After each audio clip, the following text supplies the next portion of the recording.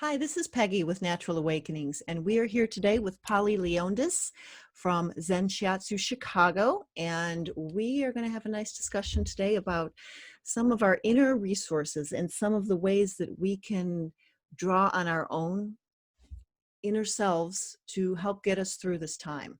Polly, good morning. Welcome. Thanks for joining us. Thank you so much for having me.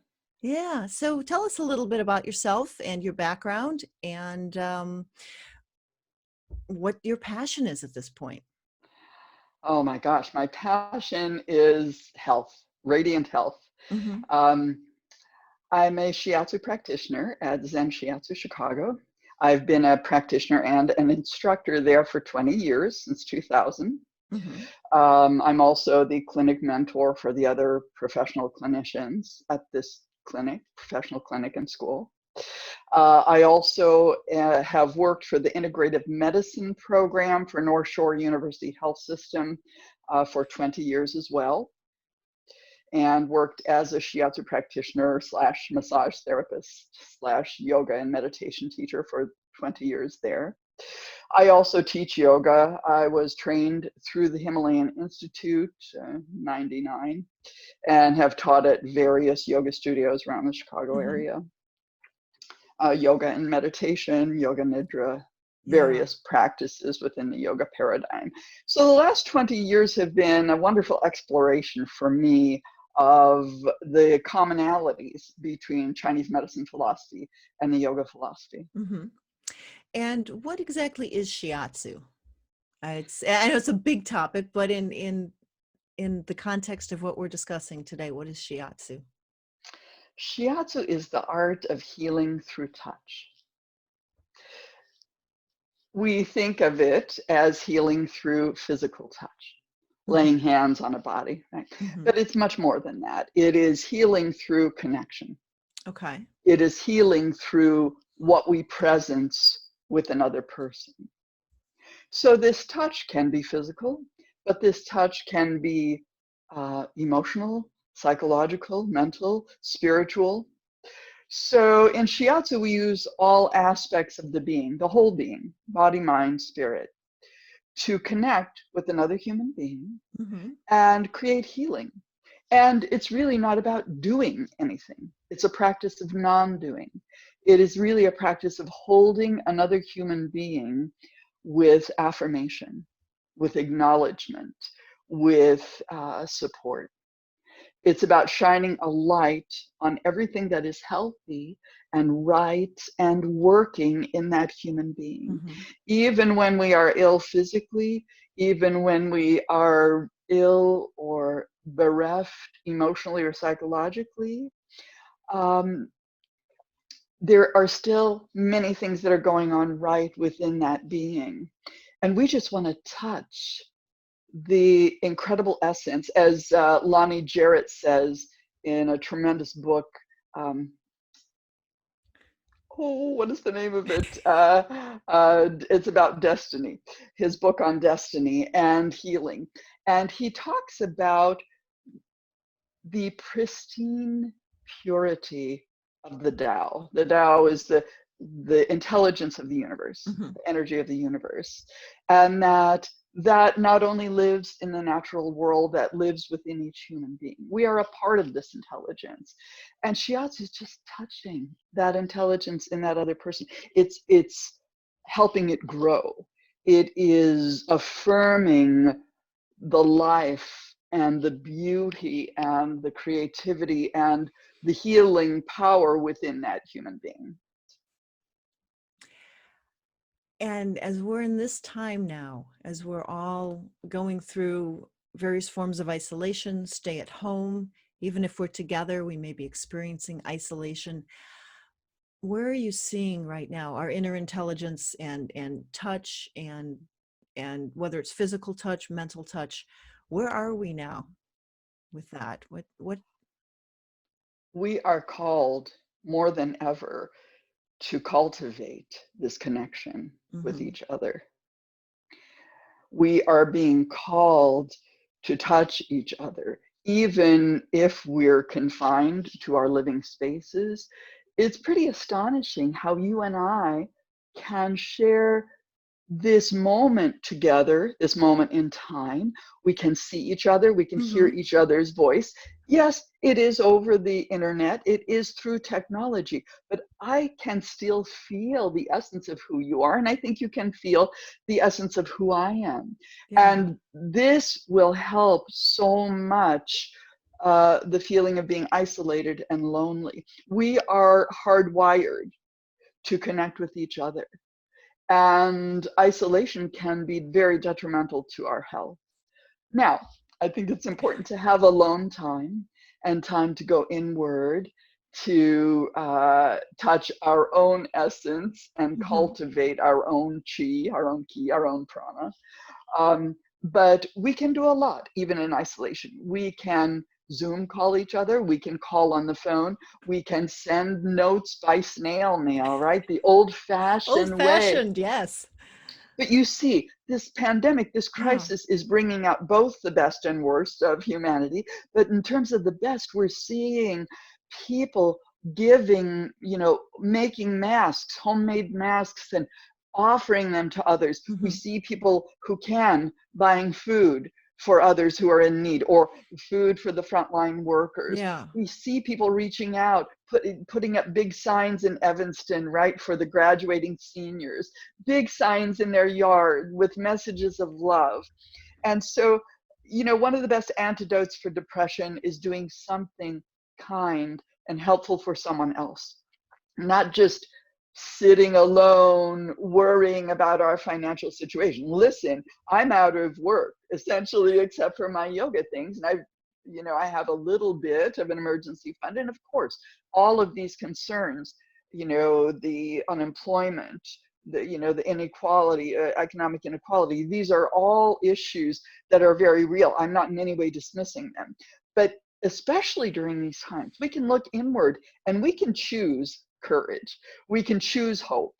We can choose to reach out to others and connect, because this Mm-hmm. connection is really what is healing, right? The Buddha says, when we look deeply into the nature of another human being's suffering, we begin to understand the nature of that suffering, and we begin to heal it simply by acknowledging it, by listening to it, by um, experiencing our shared humanity, by calling someone and saying, I know this is hard. How are you doing? It's not about glossing over the Mm-hmm. challenge or the fear of the virus. It is about experiencing our shared humanity and saying, wow, we are indeed all in this together. And just by acknowledging each other's pain and grief Mm-hmm. and acknowledging the collective consciousness of fear, we can begin to heal it. And that's what we're being called on more than ever, each one of us, to become our own best healers and to help heal the collective consciousness. That's how I see it. That's great. And I'm going to take it a step further. If we're healing the collective consciousness, I would think we need to be doing something to heal our own consciousness and our own self to be present. And Absolutely. what can we be doing to first acknowledge our own pain and that it's okay, and then to start healing? I'm a big fan of writing, doing what's called stream of consciousness writing. This is not journaling, but it's just kind of doing a brain dump and an emotional dump on paper. Like in the artist's way, it talks about Mm-hmm. the morning Yeah. pages, right? Or there's James Pennybaker years ago did a study. He has books on healing through writing, a study that showed that writing 20 minutes every day is can improve the immune system, actually improve the function of the immune system. So I Wow. know I'm a shiatsu practitioner and this doesn't have anything to do with shiatsu, but that's one of my favorite tools, is writing. Yeah. But to go back to what you initially said, what does it mean to really acknowledge our fear, our grief, our collective angst about this whole situation? we can reach out to others and talk and affirm it and acknowledge it. Now, that doesn't mean to sit down and have an hour complaining, whining, wallowing session. We absolutely do not want to wallow in it, right? But it's like that therapeutic technique of giving yourself a 20-minute pity party. I don't know if you're familiar with that. Are you familiar with that No, idea? no. Okay, so it's a therapeutic psychological idea where you say, okay, I'm having a hard day in Earth School. I am giving myself a 20-minute pity party. Okay, so for that 20 minutes, go right ahead. Have your creative tantrum and Punch your pillows, kick your kickboxing bag, rant and rave, and whine and complain, and vent on your best friend who can handle it, and then just set the timer. And at 20 minutes, whoop, that's it. Okay, and you only give yourself one 20-minute pity party a day. And there's a guy, what's his name? I'm sorry, I'm making a lot of references here. He wrote Miracle Morning or something like that. And he was in a very serious accident, very serious. At age 20, he was in the hospital. They didn't know if he'd be able to walk or not. And he was just choosing hope. And the doctor said to his father, I don't think he realizes the extent of his injuries. He's like in denial. So the dad came to him and he said, we're very concerned that you don't understand what's happening. And he said, you know what, Dad? He said, if I am confined to a wheelchair for the rest of my life, I'm going to be the happiest person you've ever seen in that wheelchair. He doesn't talk about it as the pity party, but he said he gave himself 5 minutes every day to be in that self-pity mode. Yeah. But after 5 minutes, he said, I don't even want to waste any more time on that. Yeah. And so we can consciously use that as a technique to acknowledge the suffering, but then to say, okay, I actually have some power over this. I think one of the most hopeful things we can realize is that we are not powerless. We are not powerless in this situation. Yes, we may be powerless in terms of what other people are doing, our employers, our previous employers, but we have agency. We have the power to choose courage and to start really thinking about how can I creatively create new opportunities for income, new opportunities for connection. How can I find new ways to heal myself? Yeah. One of the things that you had mentioned as we were prepping for this conversation was embracing change, trying new things, and challenging your belief systems. Absolutely. Absolutely. So there's this great desire everyone has to go back to the way things were, right? Go back to your job or go back to your way of living. We are being called on. Our way of living is not working. Absolutely, culturally, not just in this country, but across the world. We are making choices every day that are unsustainable in terms of our food, in terms of our transportation. Look at what is happening. The air is getting clear, right? Air pollution is lifting in big cities where people are not allowed to drive as much. Right. So the intelligence of the universe is telling us, you have to stop. You have to stop and think about what you are doing in your life, how you're living, the choices you're making, and you've got to make some changes. We all want to go back. I want to go back to my job. Yes, I want to go back to my jobs too. And God willing, I will. But if not, I have to allow myself to be creative. I have to say, what if? What if I cannot go back to my jobs as they are? How can I do my jobs in a new way?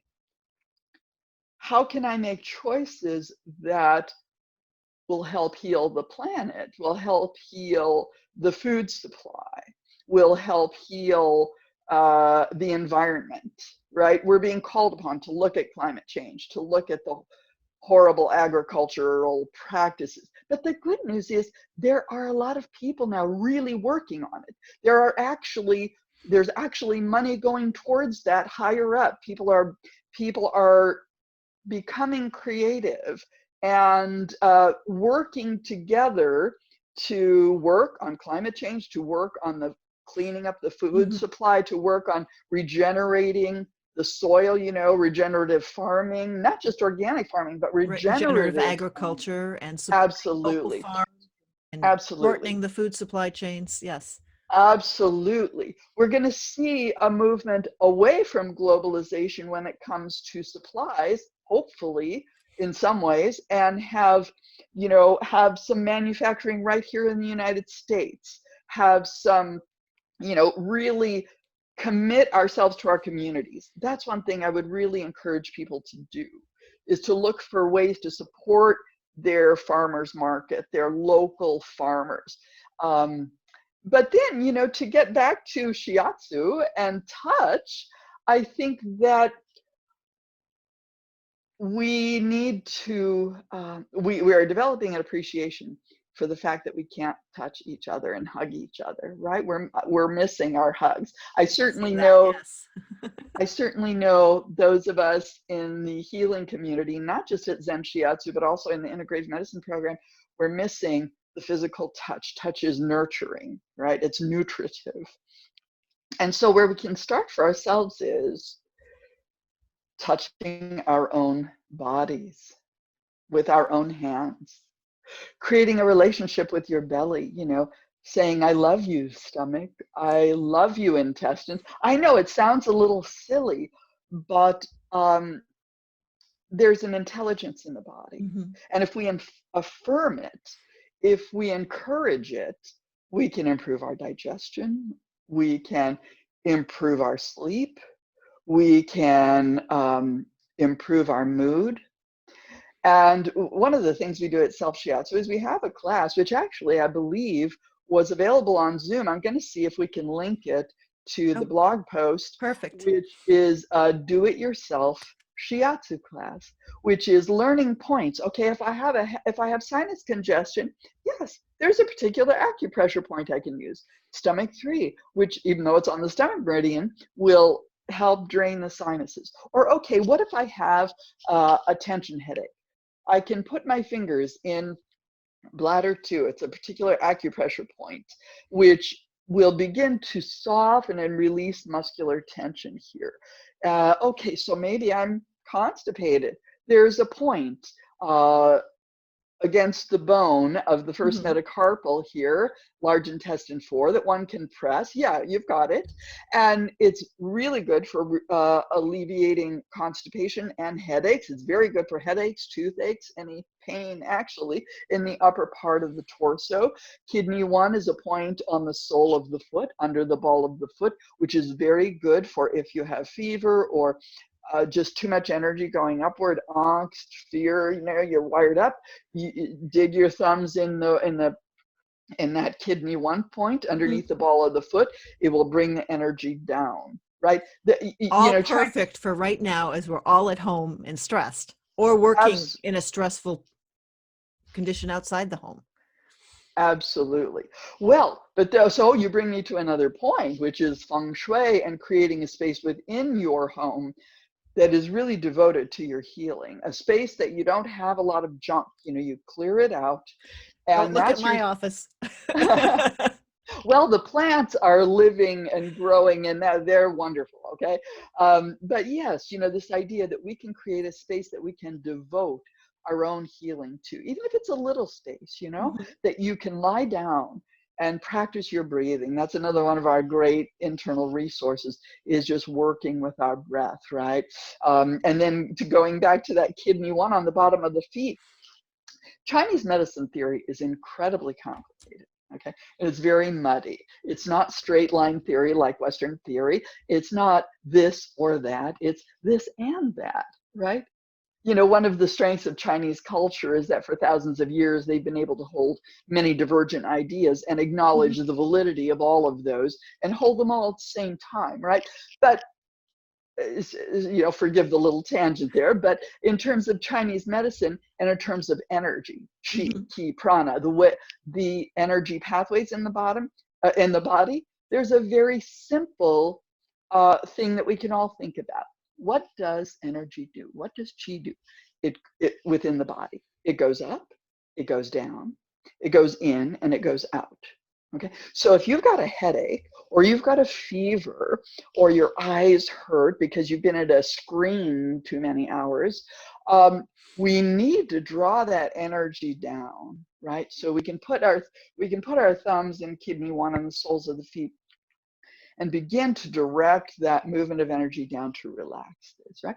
And there's a great acupressure point for pain. If you've got a neck ache and you go, boy, I wish I had my shiatsu practitioner to do that shoulder thing, well, you can do your own self-massage, which is indeed part of your practice of touching yourself.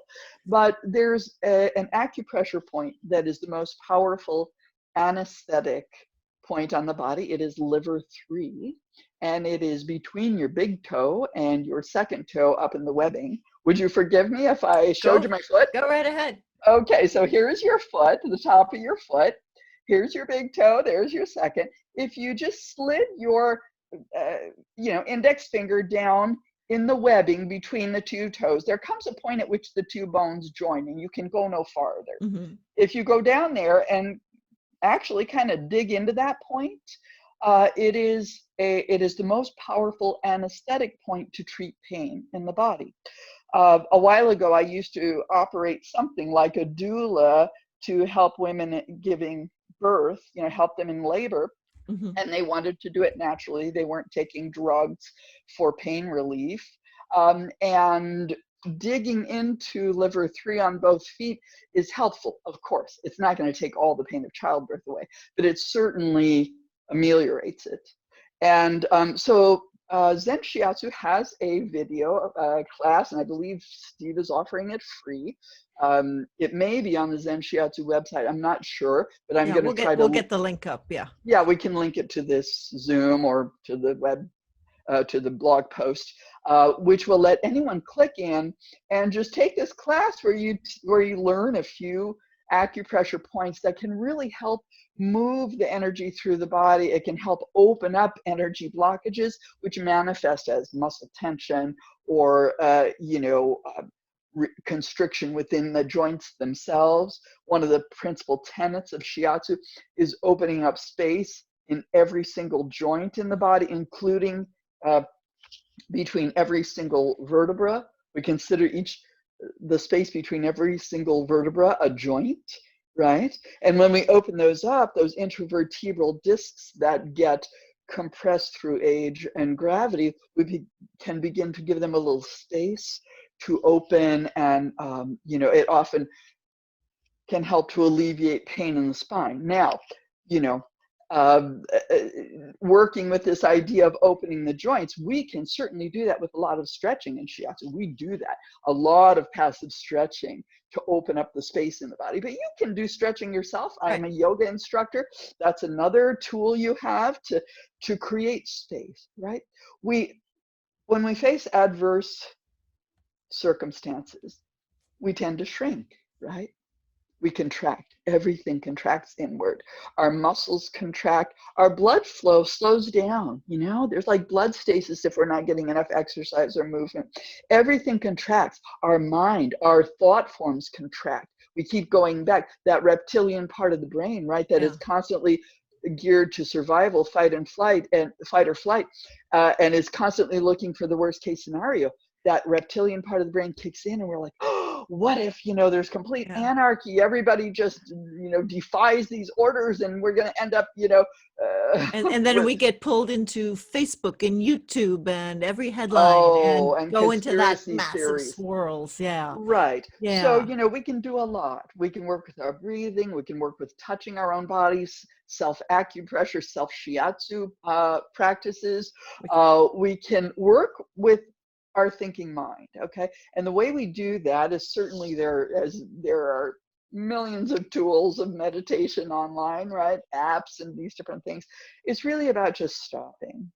And it's not about trying to, I've heard ridiculous things. People saying, oh yeah, you close your eyes and then you pretend your thoughts are on a blackboard and you use an eraser and you're going to get rid of them. No. The thinking mind is built to be that sort of chariot of wild horses without a driver that the So yogis how big say. of an eraser do we need, and how many? Right. No, You know, it's not. the mind just goes crazy. Yeah. Well, but people have misconceptions about meditation in that Yeah. way. They think that it means you just get rid of all your thoughts. That's incorrect. The the essence of meditation is connecting to the breath Mhm. and looking at the thinking mind. Yes, it is a chariot of wild horses without a driver, but we don't have to get involved in the internal dialogue of that. We can bring our awareness back to our breath. We can just let that mind kind of Mhm. do its thing, but really bring our awareness back to the breath, back to the person I'm with, back to the moment. And And that back to really can, connecting and reaching out to others. and that can really take us out of the spiraling downwards. Wow. Thank you so much, Polly. I You're will so welcome. I will get the link and we'll put that up for the do-it-yourself shiatsu. I would love to keep exploring some of these topics with you in future videos. Perfect. And any final words for our audience here? We can choose hope, and we can choose courage, and we can choose confidence. In the midst of all the fear, in the midst of all the suffering, which is real, we can choose to be there for each other. We can choose to affirm our own inner intelligence, Mm-hmm. and we can continue to look to the natural world and the intelligence of the universe for guidance. Great. Thank you so much, Polly. I Thank appreciate it. It you. was great talking with you today. Great talking with you, Peggy. Thank you. Thank you.